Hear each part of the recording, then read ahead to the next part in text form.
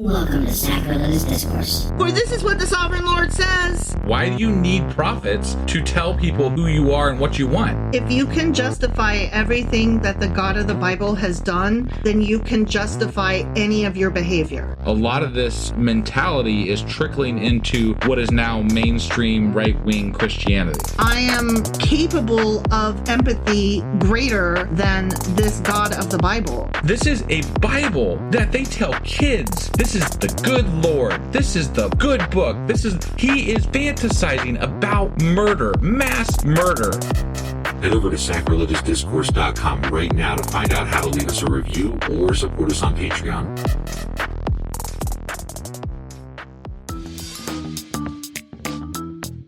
Hey there, sinners and saints. It's your favorite Bible-bashing duo from Sacrilegious Discourse, and we need your help. That's right, folks. We're raising funds for some heavenly equipment and a studio that doesn't sound like it's in the depths of hell. Our current setup, let's just say it's more apocalypse than audiophile. So if you want to hear us dissect the Bible without the background noise of demonic squirrels, chip in a few bucks. We're aiming for $5,000 to upgrade our audio and build a studio worthy of blasphemous banter.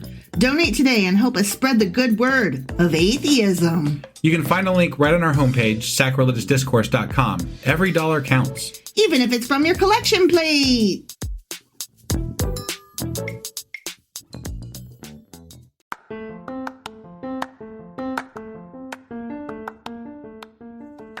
Hey you, welcome to Sacrilegious Discourse. I'm husband. I'm wife. And together we're reading the Bible. Starting with Genesis and eventually ending with Revelations, we're working through every book and offering our atheist 2 cents. Or shekels. Yeah, those. We're asking questions and pointing out all the nonsense. We aren't academics or scholars. Nope. In fact, when it comes to religion, we really don't know anything at all. What we've learned so far is that God's a dick. Oh, he really is, isn't he? If you're interested in how we reached this startling conclusion, maybe start from episode 1. Otherwise, jump in anywhere. It's all good. Yep.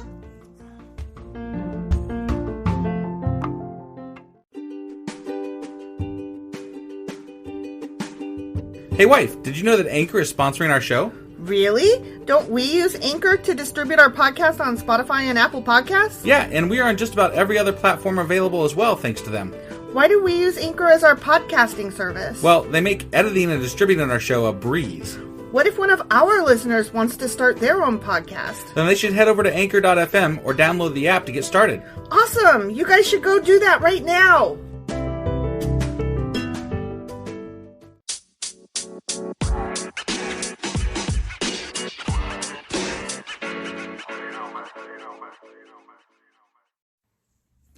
Husband, Yeah, wife. do you remember what happened last time? I think there was a lot of rules and laws and crazy-ass shit. Rules and laws on how to treat virgins and slaves and rape victims. Because slaves are okay in the Bible. Yeah, Yeah, yeah. And it's good shit. all kinds of stuff. And I got a little hot and bothered and the episode went long. Yeah, that was a long episode. It was. I'm glad we're only doing 2 sections these days as opposed to 3, because that might have been like an hour and a half long. Yeah, sorry, apologies, etc. Yeah. So what are we doing today? Today we are doing Exodus chapters 23 and 24. All right, well, let's do this. All right.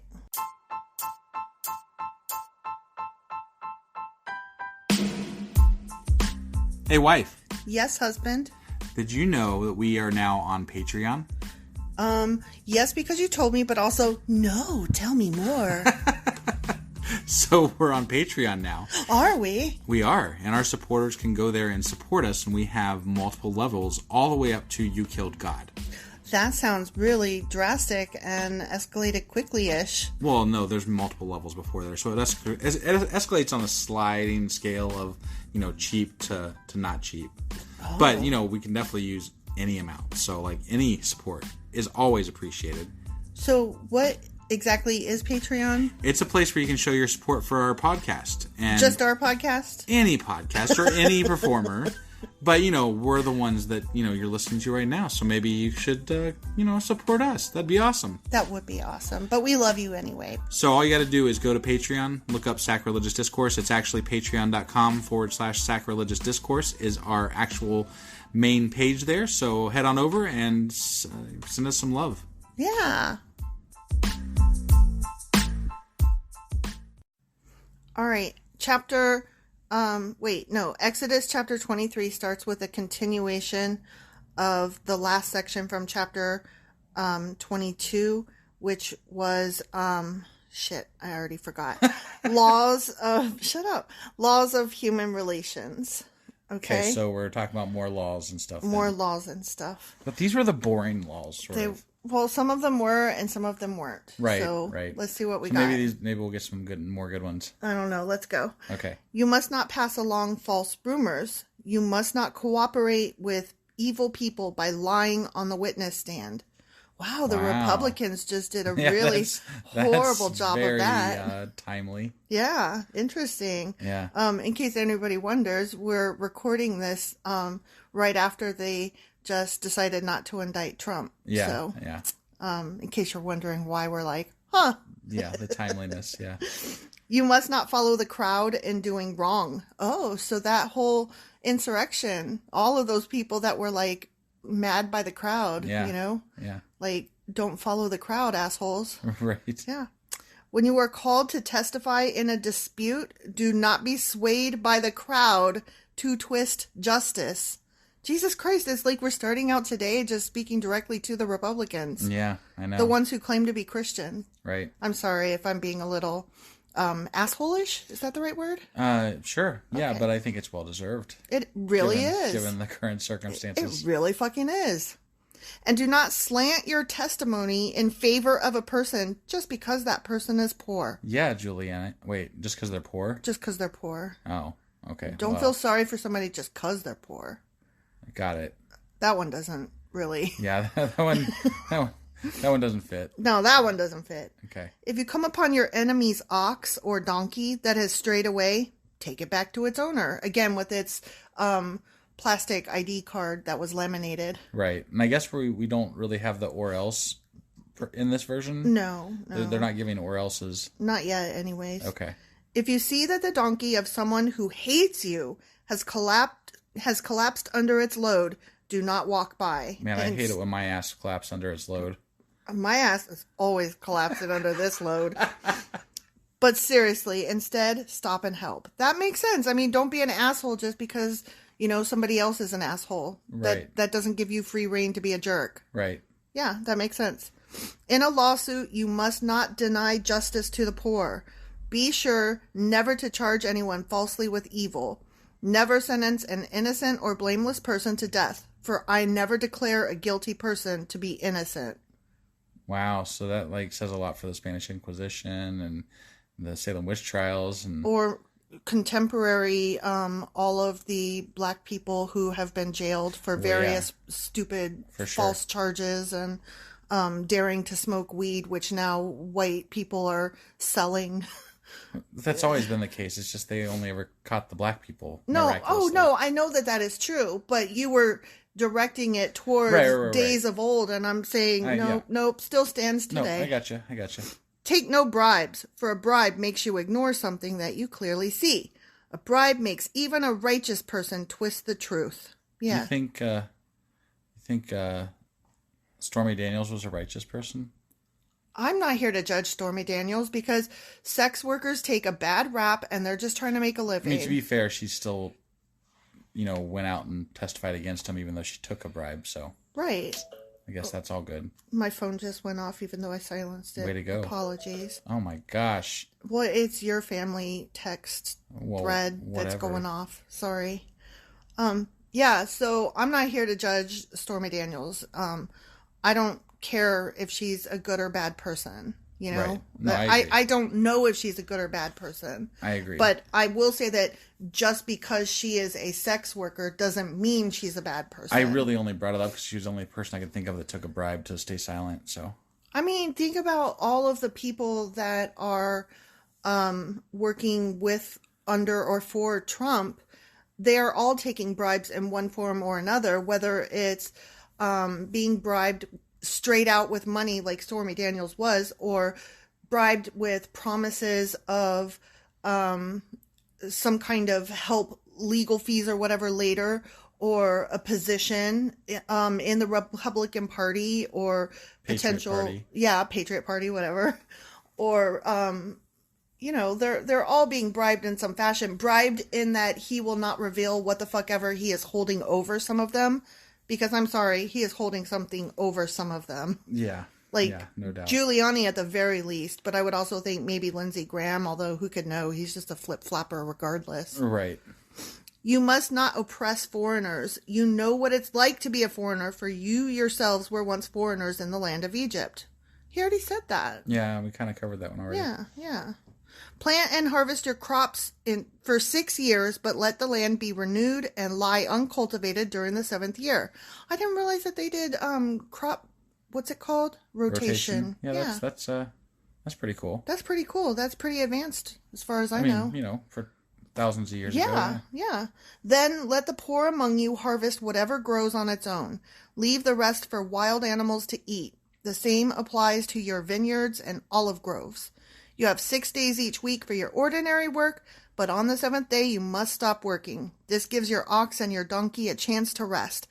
It also allows your slaves and the foreigners living among you to be refreshed. God knows my ass needs a rest. And all of the slaves that you own, you gotta rest your slaves. God, I hate this book so much. Pay close attention to all my instructions. You must not call on the name of any other gods. Do not even speak their names. Because they certainly exist. Right. Obviously. I mean, they've referenced them so many damn times. It's ridiculous. Right. All right, we're moving on to the 3 appointed feasts. Okay. Each year you must celebrate 3 feasts in my honor. First, celebrate the festival of unleavened bread. For 7 days the bread you eat must be made without yeast, just as I commanded you. Celebrate this festival annually at the appointed time in early spring in the month of Abib, for that is the anniversary of your departure from Egypt. No one may appear before me without an offering. Okay. Second, sorry about that. Yeah, they're having quite the conversation over there. You were silencing all your stuff. I thought I did, but it's still going off, and we're in the middle of recording, and I don't know how to do it now. I mean, I get the same text messages. It's not going off on mine. Okay, so you know what? You are better than me. I don't know what to tell you. Okay. Sorry, you're the best. Second, celebrate the festival of harvest when you bring me the first crops of your harvest. Finally, celebrate the festival of the final harvest at the end of the harvest season, when you have harvested all the crops from your fields. So basically they're saying at every season change. Yeah. Which is kind of where Easter and Thanksgiving and like Christmassy New Year's come in. Right. But you'll notice that none of these festivals are anything we really know about. Right. Like, I mean, Festival of Unleavened Bread. Right. Well, no, the Jewish still do that. Right. But I mean, like, this is God's commandments, right? But the Old Testament is considered more Jewish than Christian. Got it. So the Jewish still hold to all of these festivals, but the Christians are like, nah. Because, they only go by the New Testament, except for when it conveniences them, like being anti-gay. You know? Yeah. And then all of a sudden they're like, no, the whole Bible means everything to me. Yeah. No, that's what always bothers me, I think, is like they pick and choose what they want out of the Old Testament versus the New Testament. When you throw something in their face, they're like, well, that's out of the Old Testament. Like, yeah, it doesn't count. But your buddy over there just quoted me something from the Old Testament and told me to take it as truth because it's God's word. So, so you can't have it both ways. But they can, though. And they do. They quite often do. At these 3 times each year, every man in Israel must appear before the sovereign, the Lord. The Lord, Yeah. You must not offer the blood of my sacrificial offerings together with any baked goods containing yeast. Ew. Okay. And do not leave the fat from the festival offerings until the next morning. Because that's gross. Put that shit in the fridge. As you harvest your crops, bring the very best of the first harvest to the house of the Lord your God. You must not cook a young goat in its mother's milk. Jesus. What the hell? These are so random and gross. Yeah. Like, don't be nasty. Love God. Okay, next section. The Lord's angel sent to lead Israel. See, I am sending an angel before you to protect you on your journey and lead you safely to the place I have prepared for you. I don't know why it started with see. So, see, this is happening. Okay. Pay close attention to him and obey his instructions. Do not rebel against him, for he is my representative, and he will not forgive your rebellion. But if you are careful to obey him, following all my instructions, then I will be an enemy to your enemies, and I will oppose those who oppose you. Like, you guys have lots of rules, and if we don't follow them, we die, and like all kinds of crazy shit. Yeah. Are there easier gods? Because I'm just asking for a friend. Yeah, asking for a friend. Yeah, that's really funny, actually. For my angel will go before you and bring you into the land of the Amorites, Hittites, Perizzites, Canaanites, Hivites, and Jebusites, so you may live there, and I will destroy them completely. What? Oh my God. What the hell? I thought we were supposed to be nice to foreigners. Apparently not. Not those foreigners, though. Not when we go into their lands. When we go into their lands. Fuck them foreigners. They're fucking assholes. Yeah, we want their shit. It's fine. You must not worship the gods of these nations or serve them in any way or imitate their evil practices. Instead, you must utterly destroy them and smash their sacred pillars. I feel like there's a lot of contradictions in this book. I feel like this is nastiness. Right? Go into somebody else's land, basically go into somebody else's house and destroy the things that they hold sacred. Yeah. What the fuck? So rude. Right. You must serve only the Lord your God. If you do, I will bless you with food and water, and I will protect you from illness, except for sometimes when I don't feel like it. But there's the whole basis for Right. not Scientology, but Christian Scientists. Yeah, yeah. He will protect us from us from illness. Yeah. Not by creating something like vaccines or whatever. Right. Whatever. There will be no miscarriages or infertility in your land. Oh, Bullshit. I got something to say about that. And I will give you long, full lives. I will send my terror ahead of you and create panic among all the people whose lands you invade. But you know what, though? If you had a miscarriage, they're going to blame it on the woman because she didn't truly believe in God or something. She didn't pray hard enough or some shit. Yeah. But did you hear that? He's going to send his terror ahead of you and create panic among all the peoples whose land you invade. Yeah, he's a dick. I hate this God. Why are they going there in the first place? Why can't they just, leave them the fuck alone? Just stay home. Pick a land and live there. For God's sakes, just stay home. Yeah, it sounds like you guys are the biggest bunch of assholes on the planet at this time. Exactly. I will make all your enemies turn and run. I will send terror ahead of you to drive out the Hivites, Canaanites, and Hittites. But I will not drive them out in a single year, because the land would become desolate, and the wild animals would multiply and threaten you. I will drive them out a little at a time, until your population has increased enough to take possession of the land. And I will fix your boundaries from the Red Sea to the Mediterranean Sea, and from the eastern wilderness to the Euphrates River. I will hand over to you the people now living in the land, and you will drive them out ahead of you. Make no treaties with them or their gods. They must not live in your land, or they will cause you to sin against me. If you serve their gods, you will be caught in the trap of idolatry. The end. Don't be idolatrizing. Don't be having idols of other gods. I don't know. Yeah, I don't either. Whatever. The whole thing is just bad, dumb, and wrong, you know? I mean, we go from saying respect foreigners because you were once foreigners to kill them all. In a matter of, just a few sentences. There's totally a difference. He's saying when you go into their land, take everything, kill them all, and it's okay. But if you are sitting in your house and they come into your home, you got to treat them good. I guess. That's what he's saying. He's saying when you're traveling around, it is perfectly fine to take whatever the fuck you want and kill people.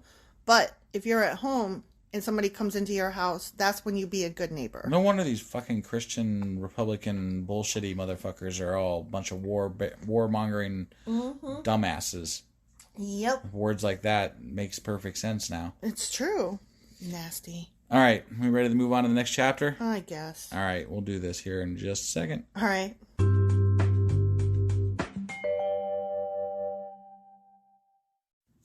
Okay, Exodus chapter 24. Moses and the elders on Mount Sinai. They're back on the mountain, huh? We just can't get away from that fucking mountain. Apparently.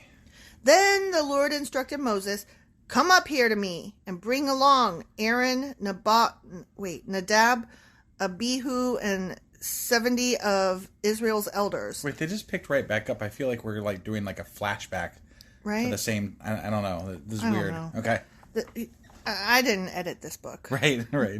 All of you must worship from a distance. Only Moses is allowed to come near to the Lord. Well, that's convenient. Yeah, right. The others must not come near, and none of the other people are allowed to climb up the mountain with him. Then Moses went down to the people and repeated all the instructions and regulations the Lord had given him. All the people answered with one voice, "We will do everything the Lord has commanded." In one voice they said that. Awesome. Then Moses carefully wrote down all the Lord's instructions. Early the next morning, Moses got up and built an altar at the foot of the mountain. He also set up 12 pillars, one for each of the 12 tribes of Israel. Then he sent some of the young Israelite men to present burnt offerings and to sacrifice bulls as peace offerings to the Lord. Moses drained half the blood from these animals into basins. The other half he splattered against the altar. This is just such a weird It's religion. grotesque and arbitrary. Like, it seems like primitive. Right? It seems so like something you would watch in a movie and you would be like, well, that's weird and gross. Right? Then he took the book of the covenant and read it aloud to the people. Again, they all responded, "We will do everything the Lord has commanded. We will obey." Then Moses took the blood from the basins and splattered it over the people. Jesus. Gross. Declaring, "Look, this blood confirms the covenant the Lord has made with you in giving you these instructions." There's another covenant. I love a covenant that requires me to be doused in blood. battered blood. in animal blood. Right. That is really awesome. It sounds like to me a bunch of bullshit. It sounds like Wiccan. Yeah. Like, how are you going to make fun of Wiccans when... Right? Yeah, this is totally not any... This is not a far stretch from just weird-ass religions. Right? Next they're going to start drawing pentagrams and shit. Then Moses, Aaron, Nadab, and Abihu, and the 70 elders of Israel climbed up the mountain. There they saw the God of Israel. Under his feet there seemed to be a surface of brilliant blue lapis lazuli, as clear as the sky itself. When I was young, I thought it was lapis lazuli, and I was really, really offended when I found out it was lapis lazuli, or something like that. I still can't say it right, but I wanted it to be lapis lazuli. One of the characters in Robert A. Heinlein's books is named Lapis Lazuli. Gotcha. Or Lazuli, whatever. But not Lazuli. Right. Okay. I got it. Sorry. Yeah. And though these nobles of Israel gazed upon God, he did not destroy them. In fact, they ate a covenant meal, eating and drinking in his presence. So they did what he didn't want them to do, and he was like, whatever. Wait a minute. Is that basically what No. Moses was the only one who was supposed to commune with him, I thought, or whatever. I don't fucking know. Whatever, who cares? Who cares? Then the Lord said to Moses, "Come up to me on the mountain. Stay there, and I will give you the tablets of stone on which I have inscribed the instructions and commands. It's the 10 Commandments. So you can teach the people." It is. It's the 10 ones. The 10 rules. Yay. And all the other ones didn't get written down. Well, except for in the Bible.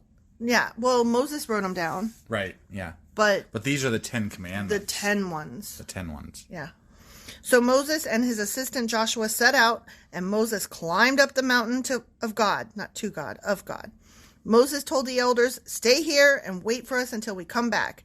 Aaron and Hur are here with her. If anyone has a dispute while I am gone, consult with them." I mean, they're on a religious journey. And he's saying, if y'all get into a fight, talk to Aaron. Right. I'm like, can y'all not get into a fight while we're gone because we're on a fucking religious journey. Just don't. Well, I mean, they just had bull blood fucking doused on them. So, right. I mean, can we take a shower? Right. How long does it have to stay on us? I'm getting itchy, worried about infection. Right. Then Moses climbed up the mountain, and the cloud covered it. And the glory of the Lord settled down on Mount Sinai, and the cloud covered it for 6 days. On the 7th day, the Lord called to Moses from inside the cloud. Wait, so Moses climbed up, and he made that fool wait for a week? Before talking to him? Apparently. God, what a douche. I know, right? Hope he dropped some manna for him. I hope so, too.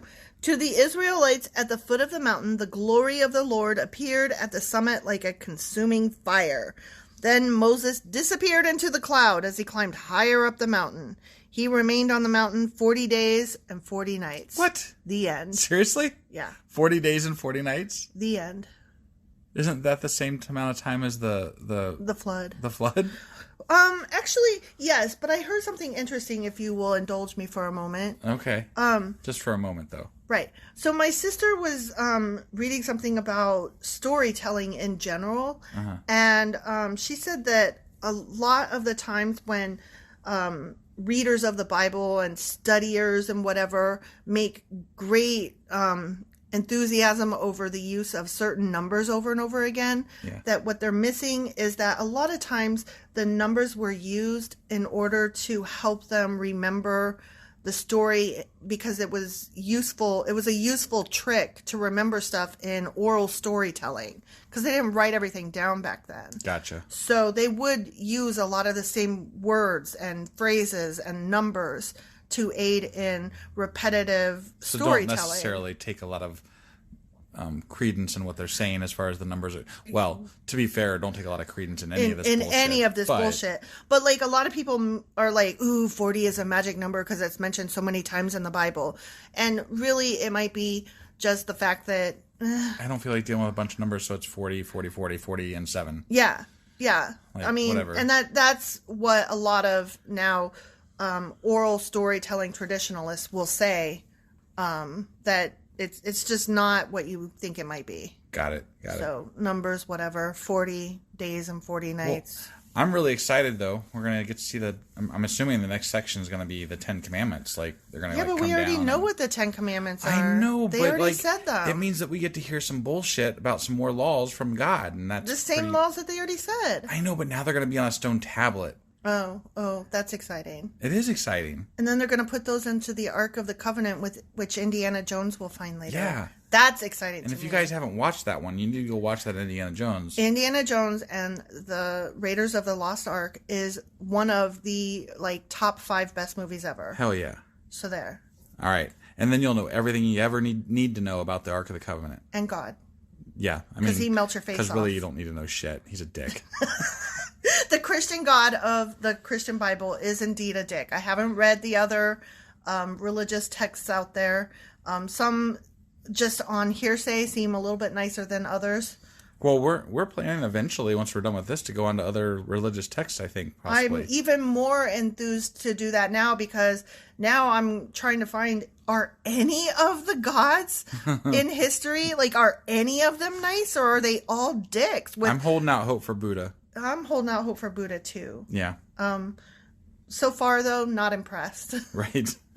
All right, guys. We'll see you next week. When we will cover Exodus chapters 25 and 26. Bye-bye. Bye-bye.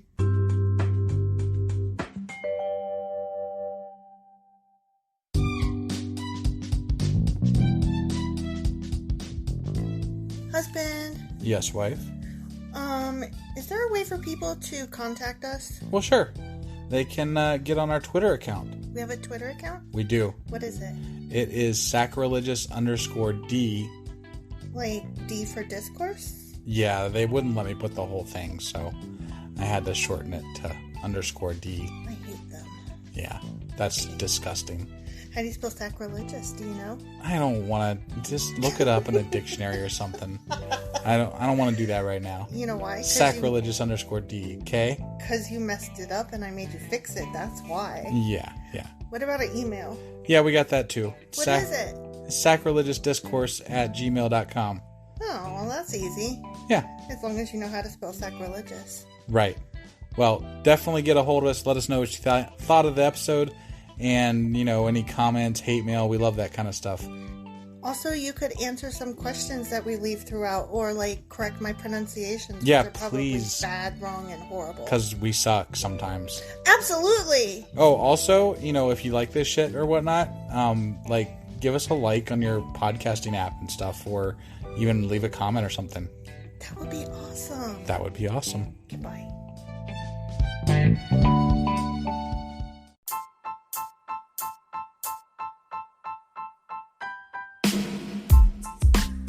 Hey, wife, I guess that's the end? But husband, that's just sad. It doesn't have to be. We are on lots of social media platforms like Twitter. Our handle there is sacrilegious_D. For D's nuts. Oh my God. Stop doing that. Anyway, we're also on Facebook, Instagram, and Pinterest. There's a link to all of our social media sites at our website. Ooh, we have a website? Yeah, it's sacrilegiousdiscourse.com, where you can also find a link to our merch shop. We have a merch shop? Yep, we have podcast-themed clothing, mugs, notebooks, and more, as well as an atheist and science-themed products. Wow, our fans should really go check that out right now. Definitely. They can get in touch with us by sending an email to sacrilegiousdiscourse@gmail.com. But before they do that, we could really use some help. Oh yeah? With what? Well, it's not free running the podcast, and we need some financial support in order to get better equipment, which will free up time so we can concentrate on our podcast and our fans. Okay, so what should they do? Head over to patreon.com/sacrilegiousdiscourse and sign up as a contributor on our podcast. Supporters there receive additional bi-weekly episodes that we record just for our Patreon members for as little as $2 a month. Also, we'd really appreciate it if you would like and subscribe on whatever platform you're using. And Apple Podcast reviews help us out tremendously. Like and subscribe. Leave an Apple review. Join us on Twitter. Support us on Patreon. That's a lot of instructions. Don't forget to say thanks. Thanks. Okay, bye.